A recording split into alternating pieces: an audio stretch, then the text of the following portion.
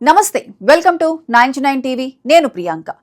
ఆంధ్రప్రదేశ్ను పారిశ్రామికంగా సాంకేతికంగా ప్రపంచ పటంలో నిలబెట్టడమే లక్ష్యంగా ఐటీ పారిశ్రామిక శాఖ మంత్రి నారా లోకేష్ జరుపుతున్న దక్షిణ కొరియా పర్యటన అత్యంత విజయవంతంగా కొనసాగుతోంది. పర్యటనలో భాగంగా మూడో రోజైన జూలై 7న ఆయన హ్యుందాయ్ మోబిస్తో పాటు సెమీ కండక్టర్ రంగంలోని పలు అంతర్జాతీయ దిగ్గజ కంపెనీలతో అత్యంత కీలకమైన చర్చలు జరిపారు. రాష్ట్రంలో ఈవీ సెమీ కండక్టర్ హబ్, అత్యాధునిక ఆటోమోటివ్ రంగాన్ని విస్తరించడమే ధ్యేయంగా భారీ పెట్టుబడులను ఆకర్షించే విషయంలో ఏపీ మరో ముందడుగు వేసింది.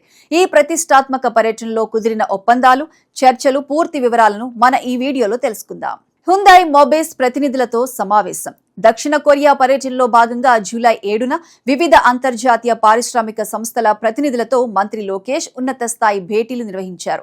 ప్రపంచ ప్రఖ్యాతిగాంచిన ఆటోమోటివ్ మాడ్యూల్స్, కాంపోనెంట్స్ మరియు ఎలక్ట్రిఫికేషన్ పరికరాల తయారీ సంస్థ Hyundai Mobis executive vice president Young Bin Kim, vice president Hon Suk Park మరియు జంగ్ హో సియోలతో ఆయన సోల్ నగరంలో ప్రత్యేకంగా సమావేశమయ్యారు. ఈ సందర్భంగా ఇండస్ట్రీ, ఈవీ, ఐటీ మరియు ఎలక్ట్రానిక్స్ రంగాల్లో ఆంధ్రప్రదేశ్ శరవేగంగా సాధిస్తున్న ప్రగతిని వారికి వివరించారు.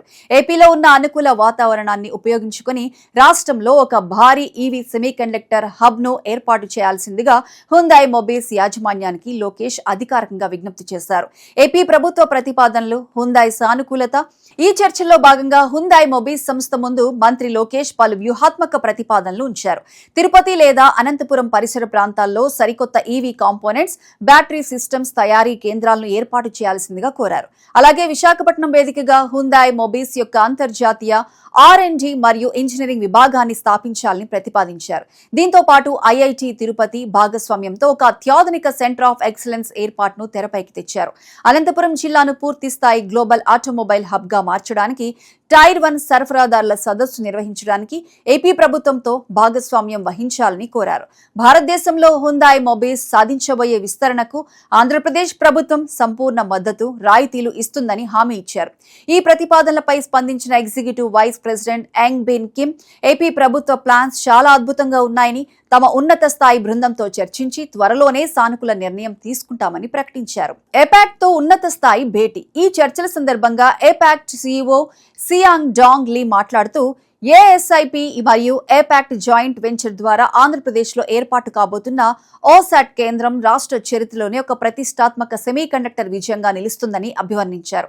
ఏపీ ప్రభుత్వం అందించిన ప్రతిపాదనలు, కల్పిస్తున్న మౌలిక సదుపాయాలు పరిశ్రమల స్థాపనకు ఎంతో అనుకూలంగా ఉన్నాయని, మిగిలిన విస్తరణ ప్రణాళికలను కూడా తాము సానుకూలంగా పరిశీలిస్తామని లీ ఈ సందర్భంగా హామీ ఇచ్చారు. భారతదేశ సెమీకండక్టర్ ఇండస్ట్రీలో ఏపీ ఒక విప్లవాత్మకమైన మరియు కీలకమైన కేంద్రంగా మారబోతోంది ఈ పెట్టుబడులు స్పష్టం చేస్తున్నాయి. ఆంధ్రప్రదేశ్కు ఈ పెట్టుబడులు ఎందుకు కీలకం? రాష్ట్ర ఆర్థిక పారిశ్రామిక రంగానికి సరికొత్త పెట్టుబడులు ఎందుకు అత్యంత కీలకమో ఒకసారి చూద్దాం. ప్రస్తుతం ప్రపంచవ్యాప్తంగా ఈవీ రంగం శరవేగంగా విస్తరిస్తోంది. భారతదేశంలో కూడా గ్రీన్ ఎనర్జీ వాహనాలకు డిమాండ్ పెరుగుతోంది.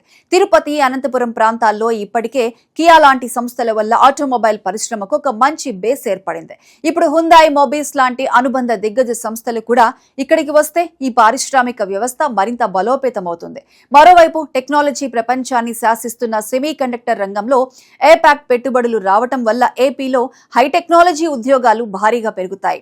సాఫ్ట్వేర్, హార్డ్వేర్ రంగాల్లో మన స్థానిక యువతకు రాష్ట్రంలోనే వేలాది సంఖ్యలో ఉద్యోగ అవకాశాలు లభిస్తాయి. 3 రోజుల పర్యటన ఫలితాలు, అంచనాలు. మంత్రి నారా లోకేష్ జరిపిన 3 రోజుల దక్షిణ కొరియా పర్యటన ఆంధ్రప్రదేశ్ పారిశ్రామిక రంగానికి ఒక కొత్త దిశను చూపించింది. ఈ స్వల్ప వ్యవధిలోనే ఆయన ప్రపంచ స్థాయికి చెందిన అనేక కీలక సంస్థల అధిపతులతో ముఖాముఖి చర్చలు జరిపారు.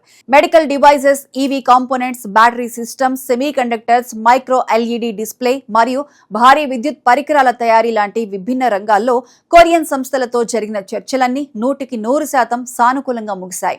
ఈ ప్రతిపాదనలన్నీ క్షేత్రస్థాయిలో అమలైతే ఆంధ్రప్రదేశ్కు వేల కోట్ల రూపాయల అంతర్జాతీయ పెట్టుబడులు తరలి రావటమే కాకుండా లక్షలాది మంది నిరుద్యోగ యువతకు ఉన్నతమైన ఉపాధి అవకాశాలు లభిస్తాయని ఆర్థిక నిపుణులు అంచనా వేస్తున్నారు. మొత్తానికి మంత్రి నారా లోకేష్ జూలై 5 నుంచి జూలై 7 వరకు దక్షిణ కొరియాలో జరిపిన ఈ పర్యటన ఆంధ్రప్రదేశ్ పారిశ్రామిక అభివృద్ధిలో ఒక సరికొత్త సువర్ణ అధ్యాయాన్ని లిఖించబోతోందని చెప్పడంలో ఎలాంటి సందేహం లేదు.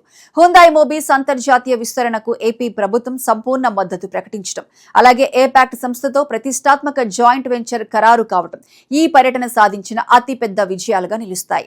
ఈ అంతర్జాతీయ ఒప్పందాలు త్వరలోనే కార్యరూపం దాల్చి రాష్ట్ర పారిశ్రామిక రంగాన్ని మరింత పరుగులు పెట్టిస్తాయని ఏపీ ప్రజలు ఆశిస్తున్నారు.